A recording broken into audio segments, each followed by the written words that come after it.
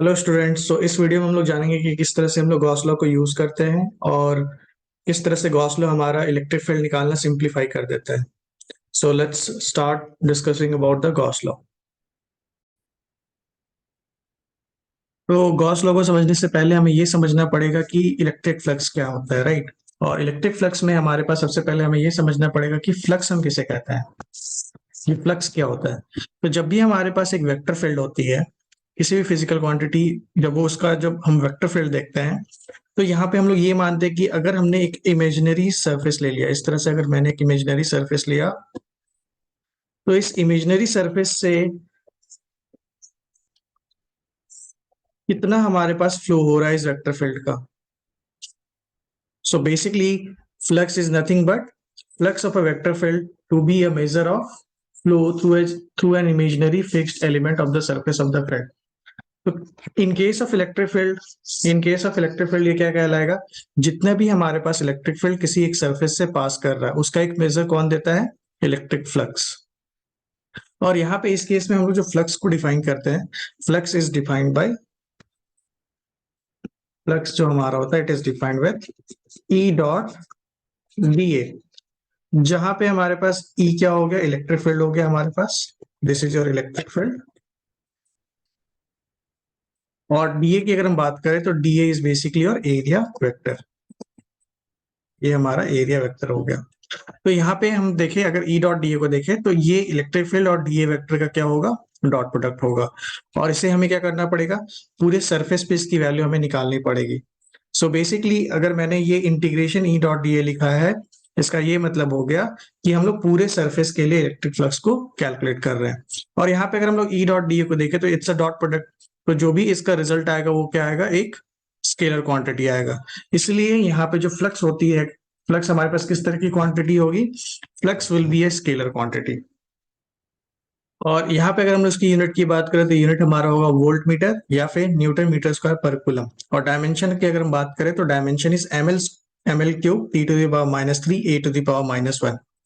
और यहाँ पे एक पॉइंट अगर हम देखें कि जो वैल्यू ऑफ फ्लक्स होती है, आई मीन जो वैल्यू ऑफ फाई हमारे पास होगी, it will not depend on the distribution of charge.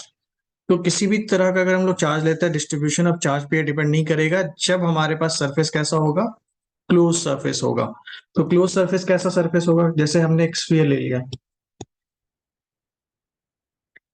Sphere के अंदर अगर मैंने एक चार्ज रख दिया, ठीक है। और दूसरे केस में मैंने क्या कर दिया, इस चार्ज की पोजीशन को अगर मैंने चेंज कर दिया, सपोज यहाँ पे कर दिया, सेंटर से थोड़ा सा हटा दिया, इनिशियली मैंने सेंटर पे रखा, सेकंड केस में मैंने क्या किया, इसे सेंटर से थोड़ा हटा दिया। दोनों केस में हमारे पास फ्लक्स की जो वैल्यू होगी वो क्या होगी, सेम होगी। It will not depend on the distribution of charge.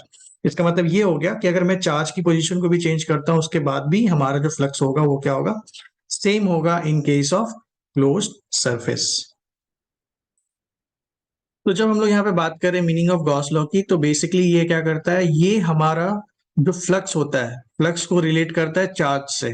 तो ये किस तरह से रिलेट करेंगे हम लोग यहाँ पे, तो जैसे हमारे पास ये चार्ज क्यू गिवन है, this charge Q is given, और मैंने इसके सराउंडिंग में गॉसियन सरफेस ड्रॉ कर दिया। ये जो इमेजिनरी सरफेस दिख रहा है ये कैसा है, हमारे पास एक गॉसियन सरफेस इसे हम कहते हैं, this is your Gaussian surface.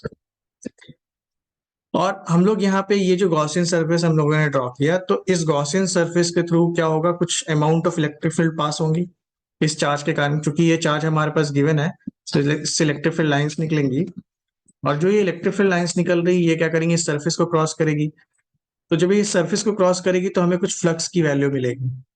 तो यहाँ पे गॉस लॉ ये कहता है कि ये जो हमारा जो फ्लक्स होगा, flux is basically what, surface integral of E dot DS, जहाँ पे ई हमारा इलेक्ट्रिक फील्ड हो गया और डीएस हमारा क्या होगा, DS is the area vector. तो जैसे मैंने यहाँ पे शो किया हुआ है, ये डीएस जो मैंने लिया है यहाँ पे, ये छोटा सा एरिया ले लिया, और इस छोटे से एरिया से हमारे पास क्या कर रहा है, इलेक्ट्रिक फील्ड बाहर निकल रहा है। तो इस छोटे से एरिया के लिए हम लोगों ने क्या निकाला, फ्लक्स निकाला। तो ये छोटे से एरिया के लिए हमारा फ्लक्स हो गया, और इस फ्लक्स को हम लोग through out the surface calculate कर रहे हैं। तो जब हम लोग यहाँ पे through out the surfaces calculate करेंगे तो हमारे पास वैल्यू क्या हो जाएगी फ्लक्स की, flux will be given bye integration E dot DS, ठीक है। तो ये हमारे पास ई डॉट डीएस आएगा। अब यहाँ पे ये जो गॉस लॉ कहता है कि ये जो वैल्यू हमारे पास आ रही है ये कितने के बराबर होगी, It will be 1 by epsilon naught times of charge inside the Gaussian surface. So from Gauss law हमारे पास क्या हो गया? Gauss law से हमारे पास आएगा surface integral of E dot ds will give you what? Charge enclosed inside the Gaussian surface divided by epsilon naught. So let's just discuss the properties of Gauss law one by one. तो पहला जो property हमारा given है, flux through Gaussian surface is independent of its shape. तो जब भी हमारे पास एक चार्ज है, तो इस चार्ज के थ्रू अगर मुझे फ्लक्स निकालना है, राइट, कि कितने हमारे पास फ्लक्स इस चार्ज के थ्रू निकल रहे हैं, तो यहाँ पे हम लोग कैसा Gaussian surface ले सकते हैं? We can either take a spherical Gaussian surface like this, और या फिर हम लोग यहाँ पे इस तरह का भी ले सकते हैं, क्यूब और से क्यूबॉइड, इस तरह का शेप भी ले सकते हैं, और कोई भी एक रैंडम शेप हम लोग यहाँ पे ले सकते हैं। तो फर्स्ट पॉइंट ये कहता है कि हमारा जो भी फ्लक्स होगा, अगर चार्ज की वैल्यू सेम है दोनों केसेस में, तो हमारे पास जो फ्लक्स की जो वैल्यू होगी it will be independent of shape of the Gaussian surface. तो यहाँ पे जो हमारा गॉसियन सरफेस है, इनके जो शेप है ये अलग अलग है, फिर भी हमारे पास दोनों केसेस में फ्लक्स की वैल्यू क्या होगी? सेम होगी। सेकेंड पॉइंट हमारा ये कहता है flux through Gaussian surface depends only on the charge present inside the Gaussian surface. So यहाँ पे अगर हम फ्लक्स की बात करें, flux is given by Q inside upon epsilon naught. तो अगर हमारे पास अंदर का चार्ज अगर सेम है, सपोज जैसे इसी केस में अगर मैंने लिया एक स्फीयर ले लिया और टोटल चार्ज अगर मैंने क्यू ले लिया, और दूसरे केस में अगर मैंने 2q माइनस क्यू ले लिया, दो चार्जेस ले लिए, राइट, तो दोनों केसेस में जो टोटल हमारे पास चार्ज एनक्लोज है वो कितना है? दोनों केसेस में हमारे पास q बाय एप्सिलॉन नॉट आ रहा है। तो यहाँ पे जो हमारे पास जो टोटल फ्लक्स होगा गॉसियन सरफेस के through, it will depend on total charge inside the Gaussian surface. Next point is flux through Gaussian surface is independent of position of charges inside the Gaussian surface. Third point हमारा ये कह रहा है कि flux through Gaussian surface is independent of position of charges inside Gaussian surface. तो ये हमने already discuss किया, जैसे हमारे पास गॉसियन सरफेस है और इसके सेंटर पे अगर मैंने चार्ज रखा है, और दूसरे केस में मैंने क्या किया, गॉसियन सरफेस पे सेंटर से मैंने चार्ज को थोड़ा सा हटा दिया, तो दोनों केसेस में जो हमारे पास जो टोटल फ्लक्स होगी वो क्या होगी? सेम होगी, राइट। तो हमारे पास दोनों क्या होंगे? सेम होंगे। अगर हम लोग फोर्थ प्रॉपर्टी को देखें, electric field intensity at Gaussian surface is due to all the charges present inside as well as outside. So let's say हमने यहाँ पे चार्जेस ले लिए Q1, Q2, Q3 and Q4। ये चार चार्जेस मैंने ले लिया और मैंने क्या किया? गॉसियन सरफेस ड्रॉ कर दिया। लेट्स से मैंने ये गॉसियन सरफेस इस तरह से ड्रॉ कर दिया। अब यहाँ पे जैसे हमने अगर गॉसियन सरफेस ड्रॉ किया है, तो जो फ्लक्स होगा, flux through this Gaussian surface कितना होगा? It will be given by charge inside. Charge inside हमारा हो गया Q3 plus Q4 divided by epsilon not, ये हमारा फ्लक्स हो जाएगा। लेकिन जब हम लोग यहाँ पे बात करें इलेक्ट्रिक फील्ड की, सपोज मुझे इस पॉइंट पे इलेक्ट्रिक फील्ड निकालना है, तो इस पॉइंट पे जो इलेक्ट्रिक फील्ड होगी, सी ये जो गॉसियन सरफेस है ये किस तरह का सरफेस है? हाइपोथेटिकल सरफेस है, ये रहे ना रहे इससे हमारे इलेक्ट्रिक फील्ड पे कोई भी इफेक्ट नहीं पड़ेगा। तो इस पॉइंट पे अगर मैंने इलेक्ट्रिक फील्ड निकाला, तो ये चारों चार्जेस के कारण इलेक्ट्रिक फील्ड आएंगी। Q1 के कारण भी आएगा, Q2 के कारण भी आएगा हमारा यहाँ इलेक्ट्रिक फील्ड,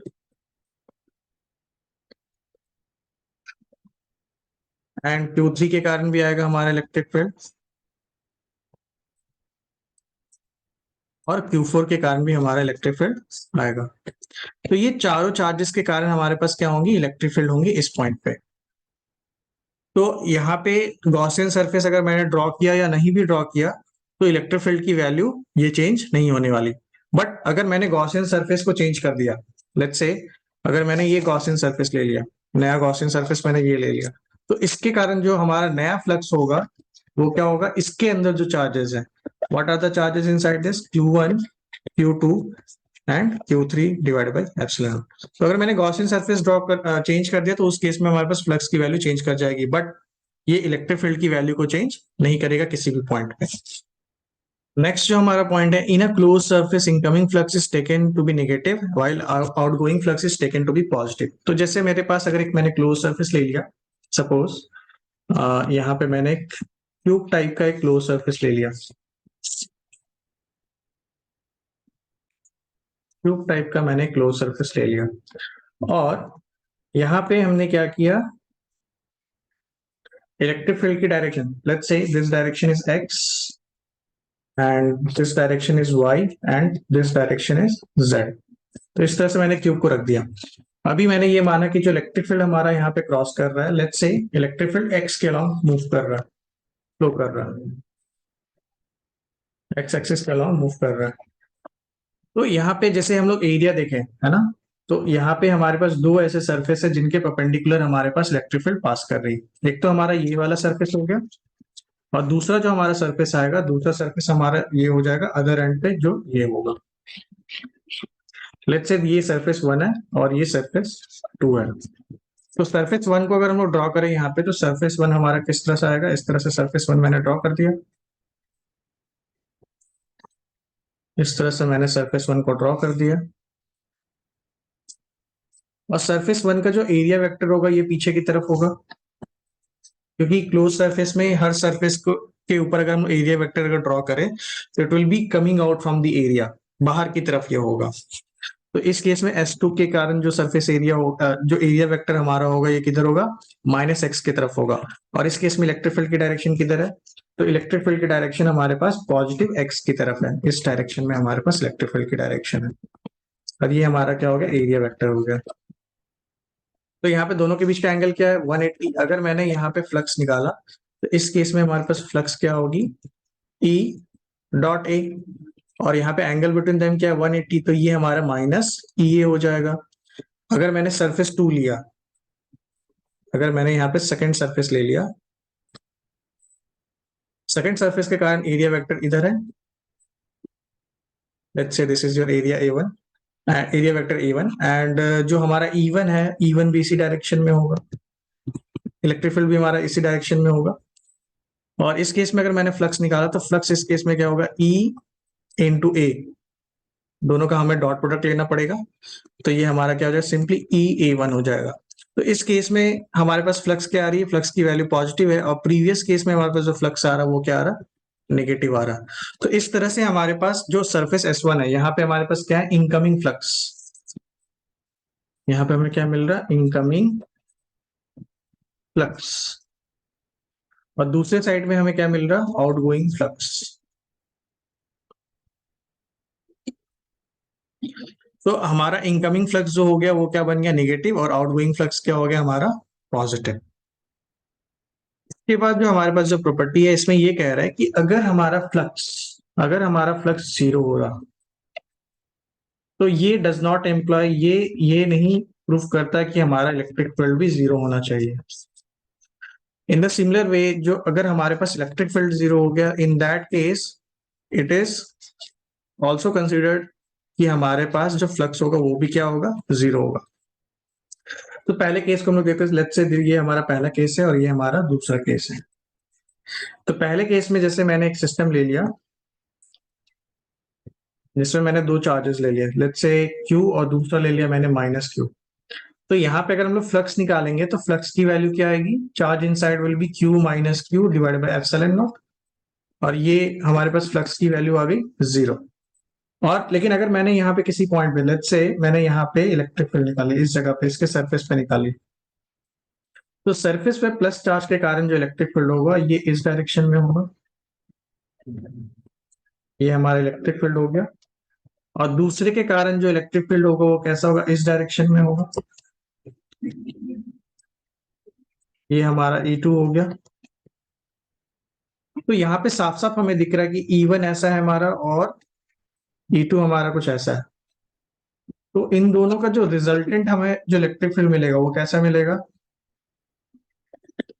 वो कुछ ऐसा मिलेगा, ये हमारा क्या होगा, E रिजल्टेंट इलेक्ट्रिक फील्ड हो गया। तो इस केस में हमें साफ साफ दिख रहा है कि अगर हमारा फ्लक्स हो अगर जीरो होता है तो इट डज नॉट मीन कि हमारे पास इलेक्ट्रिक फील्ड भी जीरो होगी। तो ये इसलिए हमारे पास फ्लक्स अगर जीरो होगा तो इट विल नॉट मीन कि हमारे पास इलेक्ट्रिक फील्ड की वैल्यू भी क्या होगी, जीरो होगी। Now let's say for the second case, अगर हमारे पास इलेक्ट्रिक फील्ड जीरो, जैसे हमारे पास एक सरफेस मैंने ले लिया और यहाँ पे इलेक्ट्रिक फील्ड ही मैंने जीरो कर दिया, तो इस केस में हमारे पास फ्लक्स क्या लिखेंगे हम लोग, flux is given bye E dot ds, ये हमारे पास वैल्यू होती है। अगर मेरे पास इलेक्ट्रिक फील्ड ही जीरो है तो ये वैल्यू जीरो हो गई। तो इस केस में जो हमारा फ्लक्स होगा वो भी क्या होगा, जीरो होगा। तो जब भी हमारे पास इलेक्ट्रिक फील्ड अगर जीरो होगी तो उस केस में हमारे पास फ्लक्स भी क्या होना चाहिए, जीरो होना चाहिए, राइट। तो बेस्ड ऑन गॉस लॉ हमारे पास एक क्या है, बहुत ही सिंपल सा क्वेश्चन है फ्लक्स पे। तो पहला जो क्वेश्चन हमारे पास ये है कि जैसे हमारे पास एक चार्ज दिया है और ये हेमिस्फीयर सरफेस हमारे पास दिया है, ये हेमिस्फीयर सरफेस हमारे पास गिवन है। तो क्वेश्चन में ये पूछ रहा है कि जो फ्लक्स यहाँ पे इस हेमिस्फीयर सरफेस से पास होगा, राइट, इस फ्लक्स की वैल्यू कितनी होगी, इस हेमिस्फीयर से फ्लक्स की वैल्यू कितनी होगी। सो लेट्स से कि अगर मेरे पास, अगर मैंने गॉसियन सरफेस ड्रॉ किया होता जिसका हाफ पार्ट ये नीचे वाला स्फीयर हो जाता, half half part of this sphere हो जाता, तो let me draw the complete Gaussian surface. ये स्फेरिकल टाइप का हमारे पास गॉसियन सरफेस बनता। तो फ्रॉम द गॉस लॉ हम लोग यहाँ पे क्या लिख सकते हैं, फ्लक्स की वैल्यू होगी charge inside by epsilon naught. तो यहाँ पे जैसे मैंने ये कंप्लीट गॉसियन सरफेस लिया, इसके कारण फ्लक्स हमारा क्या हो जाएगा, charge inside by epsilon not. अगर मैंने इसे हाफ कर दिया और मैंने ये भी बोल दिया कि चार्ज हमारा कहाँ पे है, सेंटर कर्वेचर पे रखा है, तो जब मैं इसे हाफ करूंगा तो हमारे पास हाफ चार्ज क्या होगा, ऊपर चला जाएगा, और हाफ पार्ट ऑफ चार्ज हमारा क्या हो जाएगा, नीचे चला जाएगा। तो उस केस में हमारे पास फ्लक्स भी क्या हो जाएगी, डिवाइड हो जाएगी। तो हाफ पार्ट के कारण हमारे पास जो फ्लक्स जो होगा वो कितना हो जाएगा, it will be your 5/2 because of half part और hemispherical part, so it will be given by charge upon 2 epsilon naught. Next जो क्वेश्चन हमारे पास है, इसमें हमने गॉसियन सरफेस ड्रॉ किया है और हमारे पास Q1 Q2 Q3 Gaussian surface के अंदर है और कुछ तीन चार्जेस हमारे पास क्या है, बाहर है। ठीक है, तो यहाँ पे हमें फ्लक्स निकालना है। तो फ्रॉम गॉस लॉ हमें पता है कि फ्लक्स की वैल्यू क्या होती है, charge inside upon epsilon not. इस केस में जो चार्ज हमारे पास गॉसियन सरफेस के अंदर है वो कितना है, 2 - 3 + 4 microcoulomb divided by epsilon naught. तो हमारे पास ये कितना हो जाएगा, ये हमारे पास जो इसके कारण जो फ्लक्स आएगी वो आएगी हमारे पास 3 माइक्रोकूलम बाई एप्सिलॉन नॉट। ये हमारे पास फ्लक्स की वैल्यू।